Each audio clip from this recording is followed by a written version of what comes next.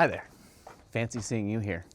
Welcome to our field trip from the Alabama Appalachian Ridge into the Alabama Western Blue Ridge.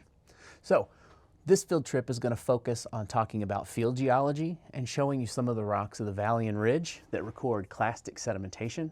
We're going to then take some thermochronology and geochronology data and try to correlate what's happening here in the basin with what is occurring in the mountain belt to our southeast. So this trip is going to focus on the mountain building phases of the Appalachians. And there's three of those. There's the tectonic orogeny in the Ordovician.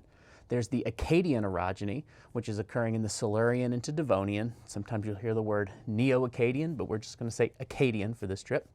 And the Neo-Akkadian is just kind of the end of the Akkadian orogeny. And then we have the Alleghanian orogeny, which is taking place in the Pennsylvanian and Permian. And so we have these three phases that represent the construction of the Appalachians.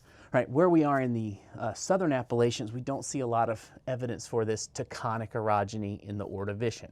So we see these two later phases, and that's what we're going to focus on, is talking about what's happening here in the rocks of northeast Alabama as we transect from the Appalachian Ridge, which is this long-lived basin that's deformed in the Alleghanian, into the long-lived deformation and orogenic core that is down towards our southeast. So this trip will have a number of stops, and I hope you enjoy them. There is a field trip guide that you can follow along with, and so let's get going.